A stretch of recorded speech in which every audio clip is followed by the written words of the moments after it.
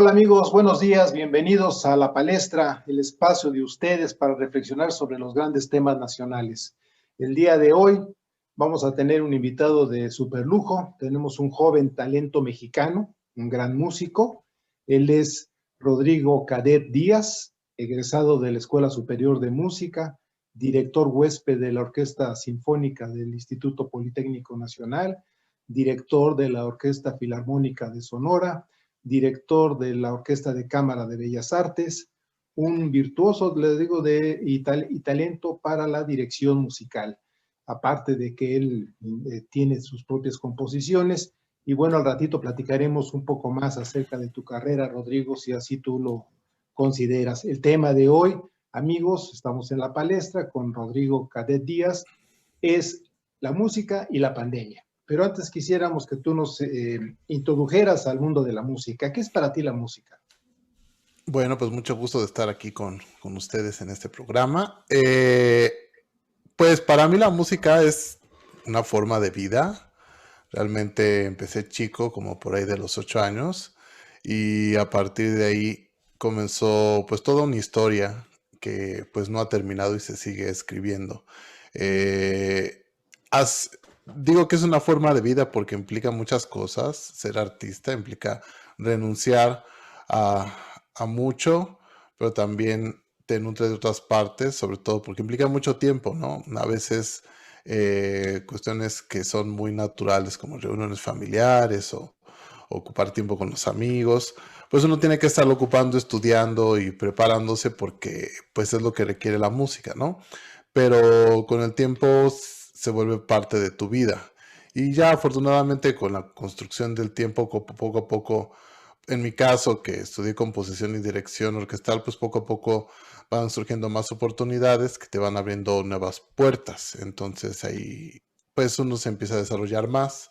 Ahí, al principio nada más quería aclarar que de las orquestas he participado como director huésped de la Filarmónica de Sonora y director huésped de la Orquesta de Cámara de Bellas Artes. Y he tenido oportunidad de estar con muchas orquestas importantes del país. Y la música, ¿qué representa la música para la sociedad? ¿Tú cómo ves la influencia de la música en el desarrollo social?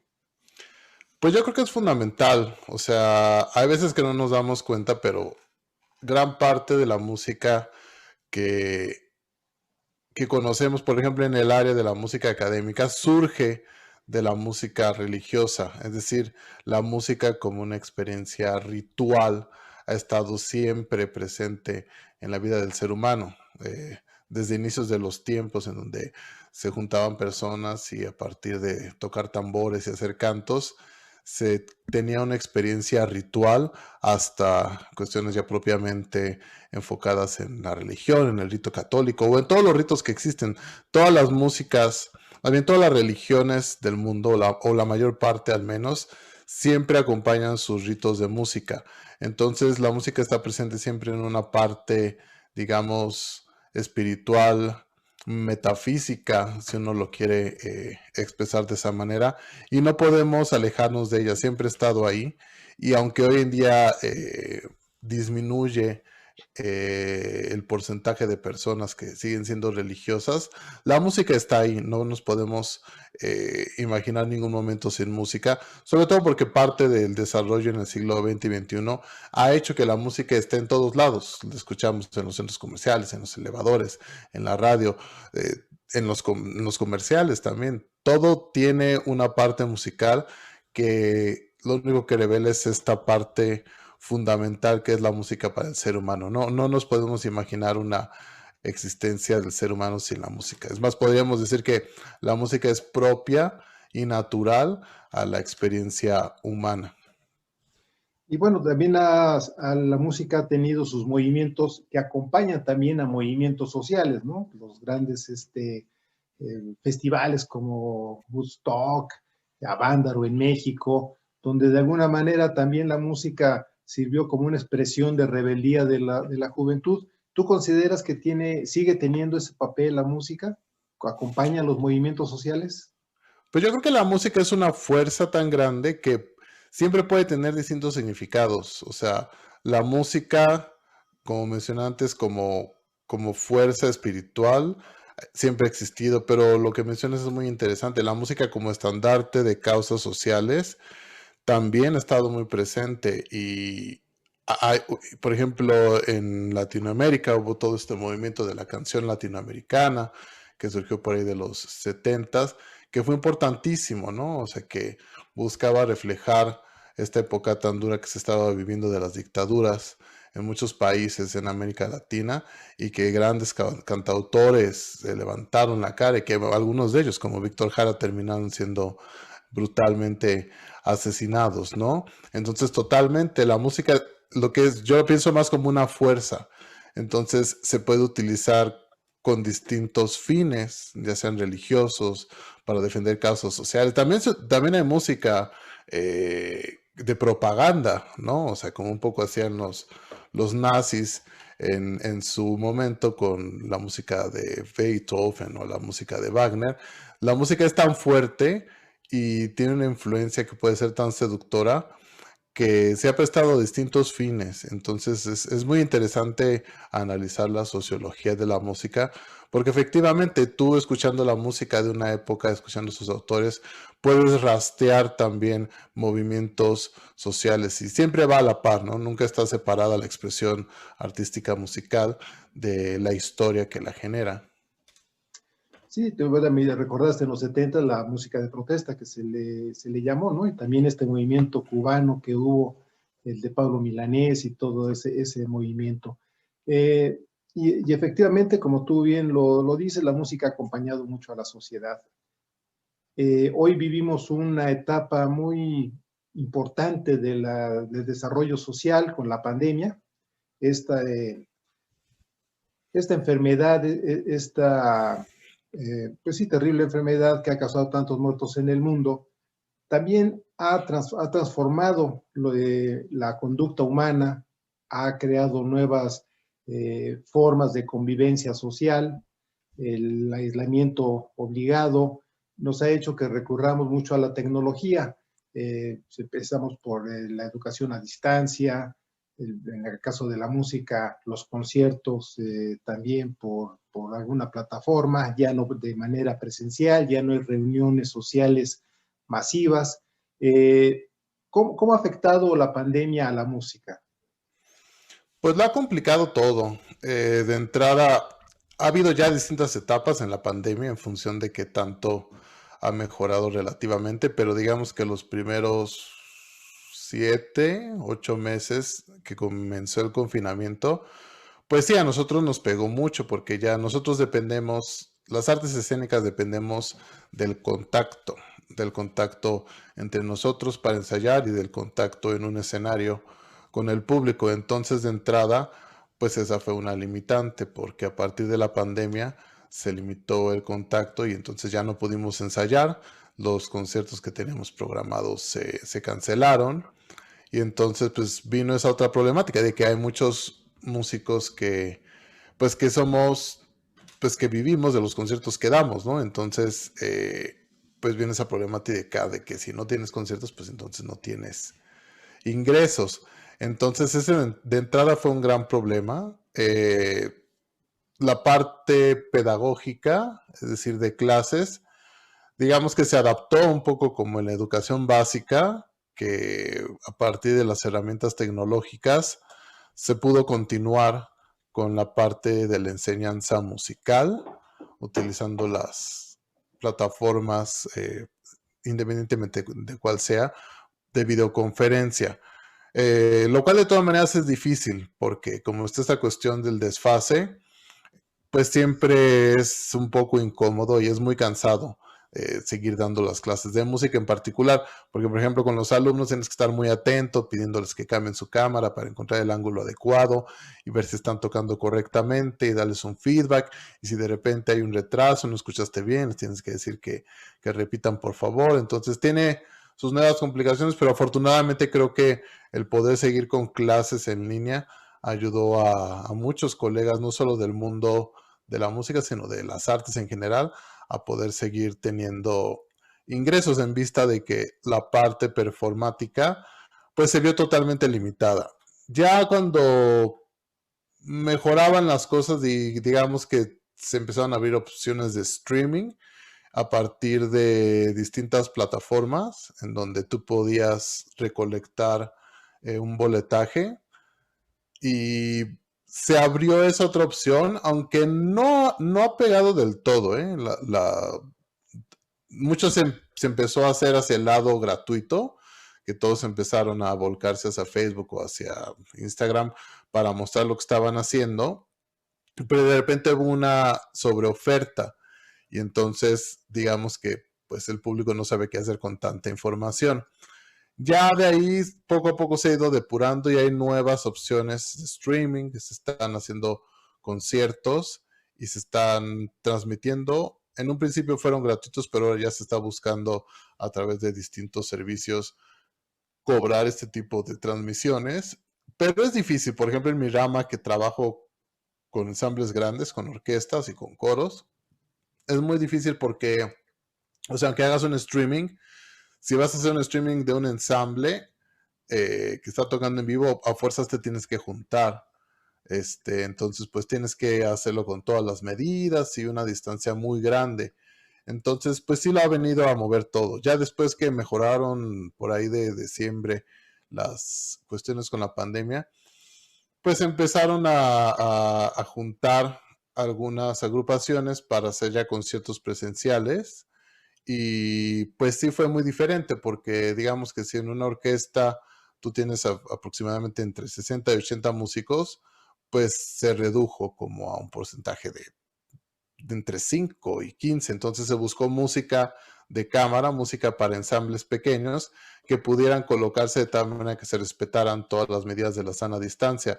Y siempre es complicado porque pues nosotros necesitamos estar en contacto a través de la audición. Y entre más aumenta la distancia, nos escuchamos un poco menos. Entonces, pues sí, ha venido a modificarlo todo, pero pues seguimos en la lucha y seguimos readaptándonos y encontrando nuevas maneras pues, de seguir haciendo nuestro arte. Es indudable que aunque se mejoren las condiciones de la pandemia, aunque esta pase a ser una enfermedad endémica, es decir, que nos acostumbremos a inyectarnos o a vacunarnos todos los años, como es con la influenza, vino a trastocar el desarrollo social en el mundo. Es inobjetable que vamos a tener que seguir usando las plataformas para, pues ya no tanto la convivencia social, pero sí para muchas normas de conducta o de consumo, ¿no? Seguiremos pidiendo por plataforma nuestros alimentos, desgraciadamente dejaremos de ir a las bibliotecas, aunque ya estén abiertas, o a los museos, porque es más cómodo hacer la visita virtual, o los e-books. El comercio electrónico también vino a afectar mucho eso. Yo supongo que incluso con las plataformas, la industria del disco como disco, el CD, pues también pasará a la historia como en su momento fue el cassette o aunque regresan ahora los long plays, yo creo que también esa parte se va a ver afectada, ¿no? En el consumo de discos, nos estaremos acostumbrando a estar escuchando música con nuestro teléfono y lejos de poner nuestro aparato en casa. ¿Tú cómo ves el futuro de la música en México y en el mundo?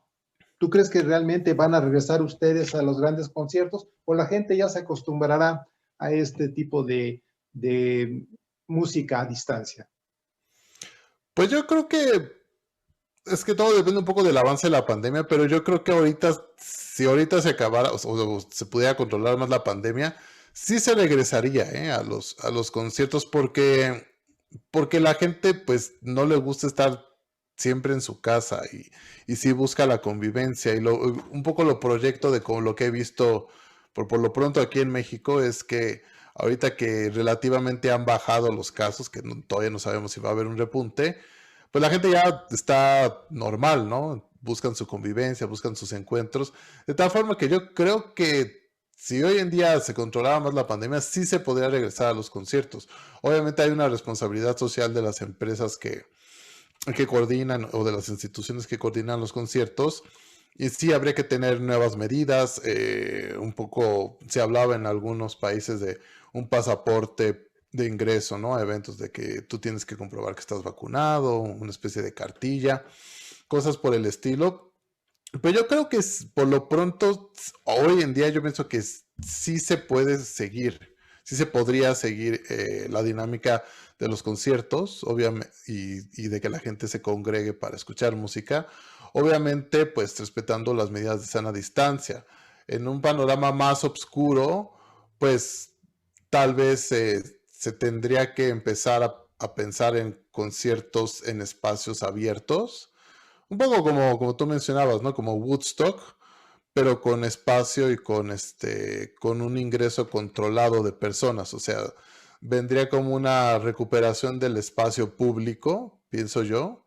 Tal vez como que vendría este giro. O sea, antes de que cambiara todo a ser digital y que todo tuviera que ser a través de la computadora, yo creo que hay otras opciones. O sea, pensar de nuevo como era antes, ¿no? Antes pues había, por ejemplo, me imagino los circos ambulantes, pues iban en su carrito y hacían espectáculos al aire libre y la gente se acercaba. Esa sería una opción, o sea, recuperar los espacios abiertos, los espacios públicos y tener conciertos con ingreso controlado. Y paulatinamente, tal vez con pocas personas, con aforaje reducido, pues tener también espectáculos que fueran en interiores. Tendría que ser un panorama de plano ya muy oscuro, donde de plano no pudiéramos pues tener este tipo de opciones y dependiéramos enteramente de la computadora o de la televisión para este tipo de encuentros. O sea, yo creo que todavía no estamos en ese momento de decir ya, cambio para siempre la manera en la que se escuchan los conciertos, porque ciertamente no es lo mismo, no es lo mismo la experiencia a través de una computadora eh, que estar viviendo y viendo a los artistas en vivo. Pienso eso, tampoco soy mago, a lo mejor se pone peor la cosa y ya todo va a ser por computadora. Y pues será triste porque a fin de cuentas creo que nos produce un poco de enajenación estar tanto tiempo pegados a la pantalla, pero también lo que está sucediendo es que ya va a haber generaciones que como no conocieron la otra práctica, puede que esta nueva manifestación totalmente en la computadora y en la pantalla sea la opción natural para ellos. A lo mejor nosotros como conocemos este otro mundo donde sí estamos presenciales, donde sí conocemos la fuerza del concierto, pues decimos, pues no, eso no se puede perder. Pero quién sabe, hay niños que en la pandemia no han conocido el exterior, por ejemplo. Entonces, creo que las generaciones van cambiando y en una de esas hasta hay generaciones que no les guste salir, ¿no? Que se sientan más seguros estando en el interior. Por lo pronto no podemos saber. Es una gran incógnita. Tú coincides, como decía el mítico líder de los músicos, Venus Rey, la música en vivo es mejor, ¿no? Sí, totalmente. Y no ves un riesgo de la música, como tú bien dices, tal vez a finales de este año se regrese ya a los conciertos masivos, al Bellas Artes, a los grandes teatros como el Metropolitan, para disfrutar de esa música. Pues sí, ya se está regresando. Yo inclusive tengo una función este fin de semana. Voy a tener pues una como un primer simulacro de regreso en el Centro Nacional de las Artes con una ópera para niños que se llama Lucrecia y los Dudasaurios. Y va a ser con el 30% de aforo del Teatro de las Artes. Y los ensayos los hemos estado haciendo en un galerón muy amplio, todos con cubrebocas, todos con careta, con sana distancia. Y pues sí, vamos a tener, o sea, es mi primer concierto presencial desde que comenzó la pandemia y pues ya te diremos cómo nos ¿Cómo fue, le fue? esperemos que todo bien. El Centro Nacional de las Artes está teniendo un control muy estricto, están tomando temperatura, inclusive la oxigenación en tres distintas etapas del ingreso al centro. Entonces, pues sí, o sea, creo que ahorita estamos aprovechando que ya van aproximadamente, pues, ¿qué fue esto? Como desde febrero, 2 meses de crecimiento de las hospitalizaciones y nos autorizaron que sí se presentara este proyecto, que era algo que se tenía que presentar el año pasado, pero pues estuvo postergando Y ahorita las condiciones parecen ser favorables para presentarlo con un aforo reducido. Entonces, pues por lo pronto yo pienso que sí se van a seguir dando estos acercamientos. En Europa se ha hecho, aunque ahorita están cerrados otra vez, pero en Alemania y en otras partes, por ejemplo en España el Teatro Real ha seguido dando, no ha cerrado. Bueno, cerró en un periodo corto, pero ahorita siguen dando funciones de ópera. Y, y muchos otros países de Europa han seguido teniendo conciertos, obviamente con todas las medidas y el aforo reducido y todos con cubrebocas, pero no se ha reducido. Es importante esta práctica musical. Muchas gracias, Rodrigo. ¿Y cuáles son tus próximos proyectos? ¿Cuáles son tus próximas presentaciones? Si nos quieres adelantar. Pues por lo pronto ahorita estamos en ensayos en el Teatro de las Artes para eh, esta ópera, que es un estreno de una composición de Nur Slim, es una compositora mexicana muy joven, y es una ópera para niños que se llama Lucrecia y los Dudasaurios, y bueno, es la historia creo que es la primera ópera que se compone sobre dinosaurios. Ella le pone Dudasaurios y es un poco la historia de Lucrecia, que es la hija de un T-Rex, un tiranosaurio Rex, y cómo conviven con otros dinosaurios que son los Dudasaurios. Y es una especie de sátira, representación del humano, de cómo siempre se está peleando, siempre nos estamos peleando los unos con los otros, y mientras están peleando, pues llegan los meteoritos, ¿no? A terminar con los dinosaurios, y ellos hacen un poco de introspección sobre si tiene sentido realmente o no estar siempre peleando, y un poco como con la pandemia, ¿no? O sea que nos seguimos peleando y peleando y peleando y el mundo ahí en crisis. Entonces, pues es una obra muy chistosa, muy simpática, y por lo pronto estamos en eso, y pues se cocinan algunos proyectos que son proyectos que tenía pendientes del año pasado, que igual está pendiente saber si se dan las condiciones. Tenía una, una obra que se llama Ariadna en Naxos, pero en un formato de melodrama, que es un género que se cultivó ahí en el siglo XVIII, que es con dos actores y orquesta. Y también tenía por ahí otro remontaje de El pequeño desollinador. Pero bueno, todo esto siempre es dependiendo de si la pandemia nos lo permite, ¿no? Pues Rodrigo, te agradezco mucho tu tiempo, sobre todo el mensaje alentador que das a que no está todo perdido, que la música se reencuentra, que la música, como afecta a los procesos sociales, también va a apoyar en esta nueva faceta de la humanidad.